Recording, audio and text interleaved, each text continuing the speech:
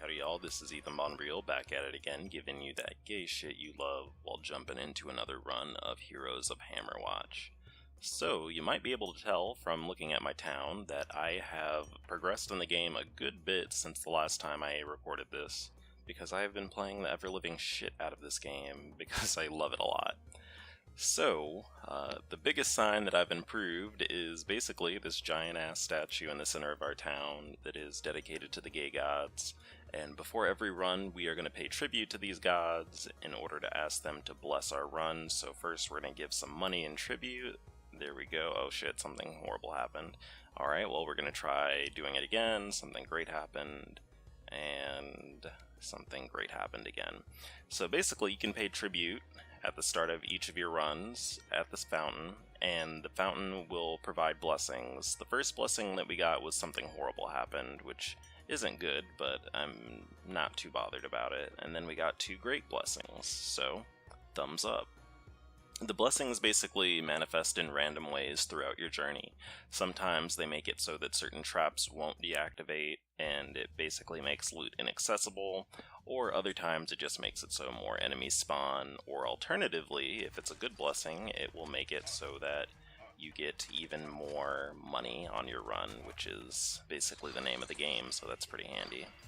You'll also notice that my character is a good bit stronger. I am probably going to face tank a lot of these enemies just because they do so little damage to me now that I can basically just run through them and take the damage, even though that's probably not super efficient. That is a good way to save time.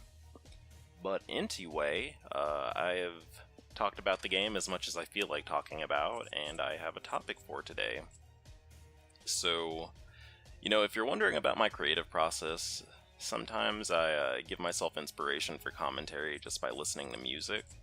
Like, it's really that kind of thing that just gives me, them feelings I need to really pump out that gay energy into the universe. And I was listening to several things. I'm not going to say what, though, because that's going to dispel the magic, but I think some of my best episodes have come out of me doing basically what I was just talking about before I actually... Ooh, a great helm. I'll go ahead and buy it. Listening to music before I started recording. Like, one of my favorite videos is actually Mole Judgment 2 from my Earthbound series, where basically I listened to Lemonade before I recorded the video, and I think it made for very good commentary, but also I had some life things going on that helped improve that too, but I think that was a very good episode. But this time around, we're going to talk a little bit about coming out, just because I had been watching some other YouTubers talking about some stuff related to coming out and navigating social situations while being gay, and it was just a little bit different from my personal approach. And I'm going to go ahead and give a disclaimer, I'm not going to tell a coming out story in this video because everyone and their mom does that, and you need to be a paid subscriber to unlock that information from me, so sorry fam. But anyway, I don't know, personally for me, I tend to be a little bit confrontational, which is, I don't know, there are a lot of contradictions in how I handle things. Like, I have really bad social anxiety, but like I'll also just like be really kind of aggro towards people who I think are slighting me. And honestly, that's just probably me being really black, because no one can tell me shit about nothing. But I've been in situations where people have kind of tried to pry at personal information, and I don't like playing that game where I'm dodging answering questions about who I am. And I'm just like, actually, this doesn't apply to me because I'm homosexual, so this conversation's done. And then that's that.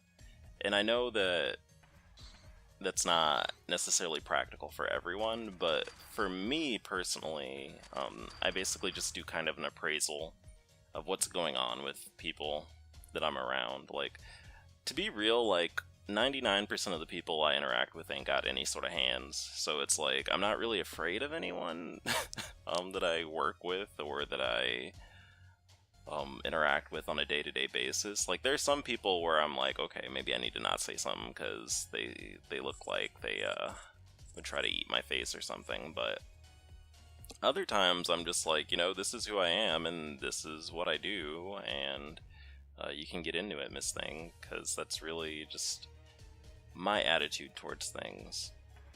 And it's not necessarily because I see the need for confrontation so much as it's actually, to be real, it's kind of like a survival mechanism. I try to overwhelm people with my personality in order to basically have control of a situation. And so when you're really aggressive or like really straightforward about who you are and what you're about, it takes power away from people. And I don't know if y'all can relate to this, but sometimes have you interacted with someone who has like an inkling about your sexual orientation and they try to give you hints that they know, but like in a way to unnerve you? Like someone will say something about, like, someone will be talking to someone else, or you'll be talking to someone else, and they'll say something being like, oh, what kind of girls are you interested in? And then the other person will just like laugh and XD or whatever, get their little kiki. And I don't like that. I don't like people thinking that they have that kind of power over me because I'm gay and I'll do whatever I want. So that's fake news. No one has power over me besides me. Although that's also fake news because people do have power over each other. But I don't like giving people who don't have any sort of hands that kind of power. And so that's basically my deal with that. I don't really like dealing with people while I'm hiding part of who I am. And then also, there's like nothing bad about me talking about my sexual orientation, so I mean, I'm just gonna say it. But the problem I've run into as an adult is that it's a little bit harder to maintain that. When I was a child, I could just like argue with people and be mean, basically. And that's just how I could deal with situations. But as an adult, like, it's like, okay, there are repercussions for my life on this, and I can be seen as confrontational or causing trouble, so that causes some problems. But I think I'm pretty good with people, actually, and I just tend to handle things by putting out the kind of energy that I want people to draw from the situation. So when I talk about my sexuality, I often try to make it seem like not that big of a deal and that it's just part of me. Although it is a big deal because it's an important part of me, but like, I don't want them to think, for one, that they have any sort of power over me by knowing who I am. And then also, I really don't want them to think that it's something I'm embarrassed about, because it's 100% not. Like I said before, I'm not embarrassed about being gay. I just want people to not fucking oppress me. So, that's that. And I really... sometimes I'm a little bit mean about it, too. Although that's not necessarily true, pardon me. Stuttering a little bit. That's not necessarily true. I'm just, like, very blunt about it. I remember I was at my job once, and there were people, without permission, incidentally, like, selling Valentine's Day stuff inside of my store. Like, they were just going door to door selling Valentine's Day stuff, and they like, so, yo, man, you got a boyfriend? Or not a boyfriend, they asked if you got a girlfriend, and I was like, I literally was just like, no, I'm gay. And then he was just like very unnerved by that. And I was like, well, I'm sorry, fam, like, you asked, or you made an assumption, and here you are looking a little bit foolish, so, you just gotta deal, bruh. And it's like, that's just my general strategy for dealing with things like that, because I really, I've lived my life being afraid of people for so long, that part of my min-maxing, and this is me being a nerd, but part of me, like, bringing up those competitive gaming elements that I mentioned before, where you try to make the best out of your situation, even if it's not ideal. That was, for me, learning that I don't need to be afraid of everyone. It's just specific people that I should be afraid of.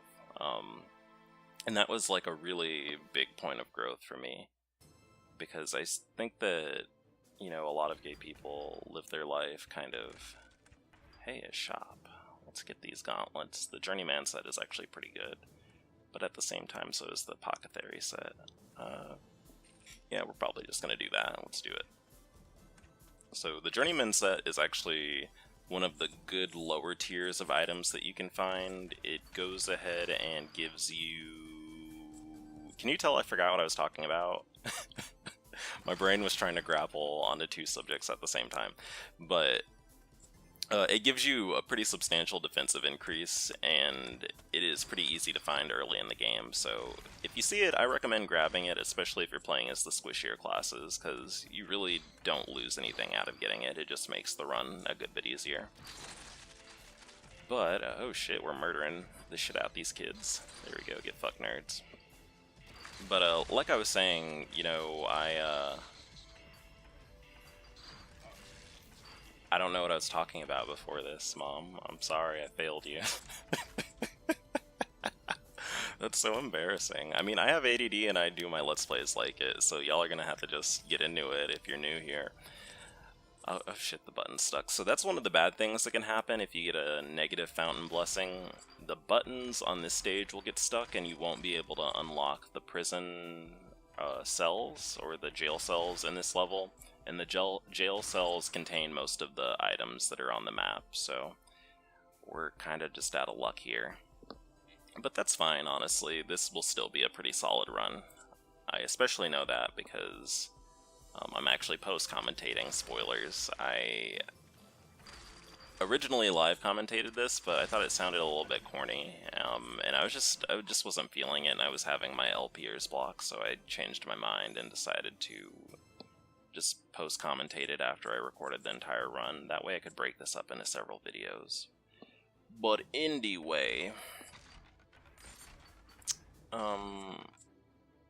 I think the biggest thing I want to impress on other people, and this is only my strategy and my experiences, is that, you know, it's really easy to underestimate that your attitude and the way you handle things can affect other people's reaction to things. And, you know, if you show... This is me putting on my queen crown real quick, like, you can't see it, but it's really ornate and huge and full of bangles and bongles. But, you know, if you give a straight person a mile where they think they have... Not a mile, holy shit. If you give a straight person an inch, and you let them think that you're afraid of them, they will take it. And you will basically be their wacky gay friend from that point on, in a lot of cases, because it's like they are so used to that being something that they see as being negative, but that they personally are making an exception for. So actually, let me explain that better. So a lot of people who are kind of allies actually still see being gay as kind of dirty or bad, but they think that they personally are willing to overlook it. Does that make sense? Like, they don't necessarily have a legitimately good opinion of gay people. They just think that they personally are not bothered by it that much. I don't know how else to explain that. But I'm gonna put that combo on pause. We're getting into some new territory here. I don't think I even got through the first floor on my first playthrough, but I am suspecting this run might actually get to the last stage. I've gotten to the last stage when I was playing multiplayer with my friend, and we actually, like, annihilated the final boss. Good lord, that thing got obliterated off the face of the planet. But, you know, like I said, this game is kind of like Risk of Rain, in that if you get to the end of it, it's pretty hard to lose, because you're so decked out with stuff that you just kill everything very abruptly. But the beginning and middle of the game tend to be the hardest parts. But we're getting through the middle of it right now, so, you know, it's not that bad. But I think I'm going to go ahead and wrap up the video here in just a bit, and we have one more floor and then the boss floor to do after this area. So I'm going to go ahead and go back and grab some stuff real quick, like, and then when we get to the next floor, we'll cut the video. But I hope you like the topic for today. As a reminder, I love viewer-suggested topics, so if you have anything you'd like to hear me talk about, I would be glad to do it, even if it's not necessarily gay, because, I mean, honestly, I'll just inject gayness into whatever I talk about. But in the meantime, let's go ahead and wrap up this video. Thanks for watching, and bye.